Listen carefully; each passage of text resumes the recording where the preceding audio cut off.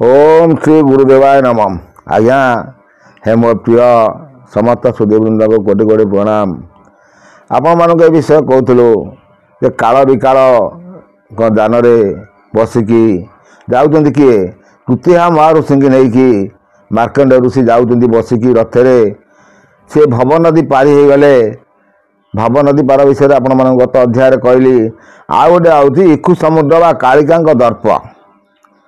इखु समुद्र इखु बोलते गुड़ आम जो गुड़ आखु आखु रसर समुद्र से पार कर इखु समुद्र से कौन कहते ए लवण चिंदे कुनु गलु देम इखु समुद्र दे अच्छी तही आर पासम एवं निरक्ष जोजन तहीर आयतनम तही के तारी गुण समुद्र विद्यमानम सुनतु तुरथ से पत्थर महिमाम कहते दुरापद गोचर तीमम ए 14 जोजन आयतन शांतिम प्रचंड अग्नि द्वारा वही अति गंतिम ए अपने कालिका जे अनेक रूप ओइम जमपत आवरी अथई मोहमाई ए अनादीश्वरी जे अटई काल रूपी नानादि चटधरीण दक्षिण दिगे व्यापी करे तीक्ष्ण खपर जे कर तपर तुम प्रचंड तीक्ष्ण काटे दक्षिण देवर तुम केति तीक्ष्ण भंग्यावाच पतरे नारातम क्षेपते गगने अनुक्षणे मोहतेजम एकदा मुद्गर पुणे आउरी जे मुचलम पड़ते उठते कंपई महिमंडलम। देखु ये लेखकार ठाकुराणी अष्ट को केते वर्णना दे कहते तेणु जो भी आप जातु गोटे शक्ति होती माँ शक्ति से देखुं माँ को सब रूप देखिकी से नदी की से इखु समुद्र को पार हाँपाई जाऊँच आउ से कौन कहते षष्ठ कुच बाजे उठई अग्निजारम गगन अनक्षणे पड़ई तीक्ष्णचारम अंतराल होईन बहई अग्निधारम तलु तट माने आपे खेपंती गगने दिग नदी तई तट मान को बहने सबु बड़े अस्त्र भरी सब सराहत होती सेठी ता देहरे माने पारी हेबे जो माने पाप करथिबे से नदी भीतर पशिकी पारी हेले कि कष्ट से माने अनुभव करिवे। ये हूँ आज्ञा जमपुर को जीवार रास्तार सब घटना। आउ से भल कथा कौन कहते आम देखा आज्ञा आउ से कहते आत जात हुअंती गगन पतरुदिम इच्छा तरीण पर कुबिंदिम ता देखी टंका पाइला अंबर मनम दूते बोइले पथ को हुआ सावधानम एते काल पथ कालिका एते ताई षष्ठ रूप धरीण रुधिर मंच खाई जेते कचट माने प्रत्यक्ष कालिकाम दुष्ट को अगोचर विचारिले एकम ए गंड मुंड से काले नाथिल चंड मुंड से काले नाथिले आदिमातम कालिका मूर्ति रे अंगरु कले जातम। आज्ञा देखु से काला भी काला कहते क्या मार्कंड ऋषि कहते ये जो अष्ट षष्ठ गुड़िक देखुच एगुड़ा सब कालिका सदृश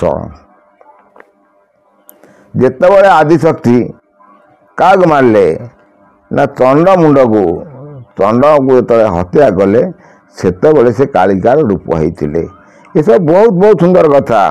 देवी युद्ध करिले जे असुरंक संगे कुपेर कदमाउच भक्षण कले रंगे अनेक असुरंक भकिले माउसम किछि दिने असुर माने होइले चेतम ସ୍ୱାଦମଣିତ ପିବନ୍ତେ ଏହାର ରୁଧିରମ୍ ଅସୁରଙ୍କୁ ନ ପାଇ ଭଖିଲେ ସୁର ନରମ୍ ଅନେକ ଲୋକଙ୍କୁ ଯାଇ ଭଖିଲେ କାଳିକାମ୍ 14 ଭୁବନେ ତାଉ ପଡ଼ିଲା କଡ଼କାମ୍ ଏଥରକ ପ୍ରତାପ ଜାଣିଲେ ବେଦବରମ୍ ଗୁହାରି କଲେ ତାବଣ ଦୁର୍ଗାଙ୍କ ଆଗରମ୍। ଏଠି ଦେଖନ୍ତୁ ସେ ଯେଉଁ କାଳିକା ସେ ସୁରମାନଙ୍କୁ ଖାଇ ଖାଇ ପରିଶେଷରେ ଆଜ୍ଞା ସେ ଯେଉଁ ଭବ ନଦୀ ପାରି ହେଉଛନ୍ତି ସେ ଭବ ନଦୀରେ ଯେଉଁ କାଳିକା ଅଛନ୍ତି ସେ ଯେଉଁ ଖାଇଲେ ତେଣୁ ବ୍ରହ୍ମାଙ୍କୁ ଯାଇକି ସମସ୍ତେ ଜଣାଇଲେ 14 ଭୁବନରେ ଶଙ୍କା ପଡ଼ିଗଲା। ଦେଖନ୍ତୁ ନର ସୁର ବି ସେ ଖାଇବା ଆରମ୍ଭ କଲେଣି। ତେଣୁ ସେ କ'ଣ କହୁଛନ୍ତି ଏ କରପଟ ଯୋଡ଼ି କରି ବୋଇଲେ ବିରାତାମ୍ ସାବଧାନ ତୁଇ ଶୁଣ ଆଗ ଆଦି ମାତାମ୍ ଏ ତୁମର ଅଙ୍ଗରୁ ଯେ କାଳିକା ହେଲେ ଜାତମ୍ ମହୁ ମନ୍ତେ ନିମିତେ ଭଖିଲେ ଜଗତମ୍ ତୁଇ ଦେବେ ତାଙ୍କୁ ନ ବୁଧିବୁ ଗୋମାଇମ୍ ଜଗତେ ଜନ୍ତୁ କି ଆଉ ବର୍ତ୍ତିବ ଗୋଟାଏ। ସେଇଠି ଦେଖନ୍ତୁ ବ୍ରହ୍ମା ଆସି ଆଦିମାତାକୁ ମୁଁ ଆପଣମାନଙ୍କୁ ସବୁବେଳେ କହି ଆସିଛି ଆଦିଶକ୍ତି ମୋର ଏଇ ଚ୍ୟାନେଲ୍ ମାଧ୍ୟମରେ ସବୁ ଆଦିଶକ୍ତିଙ୍କ ବିଷୟରେ ବହୁତ ଆଲୋଚନା କରିଛି।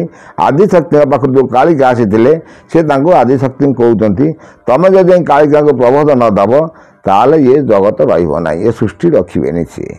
ତେଣୁ ସେ କ'ଣ କହୁଛନ୍ତି ଆମେ ଦେଖିବା ଯେ ତୁଇ ଦେବେ ତାହାଙ୍କୁ ନ ବୋଧିବୁ ଗୋମାଇମ୍ ଜଗତରେ ଯାନ୍ତୁ ଆଉ ନ ବର୍ତ୍ତିବ ଗୋଟାଏ ଦୁର୍ଗା ବୋଇଲେ ମୁଁ ପ୍ରବୋଧିବି ଯେ ତାକୁ ଆମ୍ବ ଆଜ୍ଞା ଘେନି ଯାଅ କହିବ ଏ ତାକୁ ରକତ ମାଉଁତେ ଦେବେ ବଳିଲା ସ୍ନେହମ୍ ଭକତି ମାଉଁତ ଦେବେ ଏକଠା ବେତାମ୍ ଦୁର୍ଗାଙ୍କ ଆଜ୍ଞା ପାଇ ଚଳିଲେ ଦୈବତମ୍ କାଳିକାକୁ ଭେଟିଲେ ଦେବାଙ୍ଗ ପର୍ବତମ୍ ଏ କାଳିକାର ରୂପ ଦେଖି ଡରିଲେ ବିଧାତାମ୍ କେମତେ ଭେଟିବି ମୁଁ ନାରୀ ଆଦି ମାତାମ୍ ଖଣ୍ଡେ ଦୂରୁ ଡାକିଲେ ଦୁର୍ଗାର ଅଟେ ଦୂତମ୍ ତୁମଠାରୁ ମୋତେ ଯେ ପେଥିଲେ ଜଗନ୍ମାତମ୍ ସାବଧାନ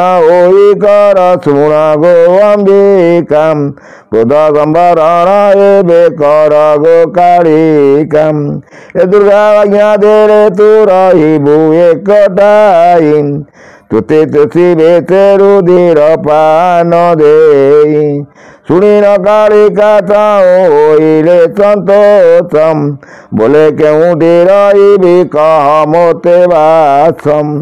ଏଇଠି ଆଜ୍ଞା କାଳିକା କହୁଛନ୍ତି ଯଦି ମା ଆଦିଶକ୍ତି ମୋତେ କହିଲେ ତାହେଲେ ମୁଁ କେଉଁଠି ରହିକି କେମିତି କ'ଣ ରକ୍ତ ପିଇବି ମୋତେ ସେ ବିଷୟରେ ଆଦେଶନାମା କର। ସେଇ ଆଜ୍ଞା ସେ ଇକ୍ଷୁ ସମୁଦ୍ର ଇକ୍ଷୁ ନଦୀ ଯେଉଁଟା ପାପୀମାନଙ୍କର ନଦୀ ପାର ହେବେ ସେଇ ଜାଗାରେ ସେ ବସିକି ରହିବେ। ତେଣୁ ସେ ପାପୀମାନଙ୍କର ରକ୍ତ ମାଂସ ସେଠୁ ସେ ପିଅନ୍ତି। ଯେଉଁ ଆତ୍ମା ଏଠୁ ଚାଲିଯାଏ ଆଉ ଗୋଟେ ଯେଉଁ ଆମେ ଏଠୁ ପିଣ୍ଡରୁ ଏ ଶରୀର ଛାଡ଼ିଲା ପରେ ଆତ୍ମା ଗୋଟେ ସୂକ୍ଷ୍ମ ଯେଉଁ ସୂକ୍ଷ୍ମ ଆତ୍ମାଟା ଗୋଟେ ପୁଣି ଗୋଟେ ସୂକ୍ଷ୍ମ ଶରୀର ତା ପାଇଁ ସେଠି ଥାଏ। ସେ ଶରୀରରେ ପ୍ରବେଶ କରିକି ଯମଦୂତମାନେ ତାକୁ ନିଅନ୍ତି। ଇଏ ବହୁତ ଗୁଡ଼ ସନ୍ଧିର କଥା। ସେଇଠି ତା ଦେହରୁ ଯେଉଁ ରକ୍ତ ଶାନ୍ତ ହେବ ସେଇ ମା କାଳିକା ତାକୁ ପିଇବେ। ଆଉ ତ ଭଲ କଥା କହୁଛନ୍ତି। ସେ କ'ଣ କହୁଛନ୍ତି ଆମେ ଆଗକୁ ଦେଖି ଦେଖି ଯିବା। ଏ ଅନୁକ୍ଷଣେ ଯେଉଁଟାରେ ପିଇବି ରୁଧିରମ୍ ତେମନ୍ତଟା ମୋତେ ଦେବ ହେବେ ଦବରମ୍ ଏ ବିଧାତା ଆଜ୍ଞା ଦେଲେ ଚଳ ତୁଇ ଦକ୍ଷିଣେ ଜନ୍ତୁଙ୍କ ପତି ସେ ଅଟଇ ଜନ୍ତୁରାଣେ ତାହାଙ୍କଠାରେ ଜନ୍ତୁ ଅନେକ ଆତରାତମ୍ ତୁଜେ କାଳିକା ଗୋରଉ ସେଇ ପର୍ବତମ୍ ସେ ଯେଉଁ ସମୁଦ୍ର ପାଖରେ ଯେଉଁ ପର୍ବତ ଅଛି ସେଇ ପର୍ବତରେ ତୁ ବାସ କରିବୁ ଯେଉଁଠିକି ଜନ୍ତୁପତିମାନଙ୍କ ପାଖକୁ ସବୁ ଜନ୍ତୁମାନେ ଆସନ୍ତି। ସଦା ସର୍ବଦା ଅହରହ ଚାଲିଛି। ମୃତ୍ୟୁ ଆଜ୍ଞା ଆପଣ ଦେଖୁଥିବେ ଅହରହ ମୃତ୍ୟୁ ଅଛି ନା ନାହିଁ? ମୃତ୍ୟୁ କେବେ ବନ୍ଦ ଅଛି କି? ସକାଳୁ ଆପଣ ରାତି ପର୍ଯ୍ୟନ୍ତ ଦେଖନ୍ତୁ ବା ଦିନ ରାତି 24 ଘଣ୍ଟା ଦେଖନ୍ତୁ ସବୁବେଳେ ମୃତ୍ୟୁ ଚାଲିଛି, ସବୁବେଳେ ଶବ ସତ୍କାର ଚାଲିଛି, ସବୁବେଳେ ସବୁକିଛି ଚାଲିଛି। कहीं ना कहीं आक्सीडेंट मरुचे कहीं मेडिकल मरुचे किए स्वगृह मरुचे सब कौन ना कौन देह से शरीर छाड़ुची आत्माटा शरीर छाड़ी जाऊँगी तेणु से आत्माटा जीव कौटी की आज्ञा जो पाप कला तार विचार करने से कौटी जीव से यही सब रास्ता देकी से जीव से कौन कहते जंतुकर पति दे अटई जंतुराणे तांकटारू जंतु अनेक आत्मजातम तुझे काढ़ी कागोर से उपरवतम बड़ई गहन से पथे बहुलोकम भक्ष्य दुई तीन गोपात की दे तकम तू से जगार बसिकी जेते पापी मैंने आसवे तू तांकु सेठी भक्षण करू एसब भल भल कथा से कहीकि सेठी बसौती आउ से कौन पापर विचार से करुँच आम अध्याय देखा।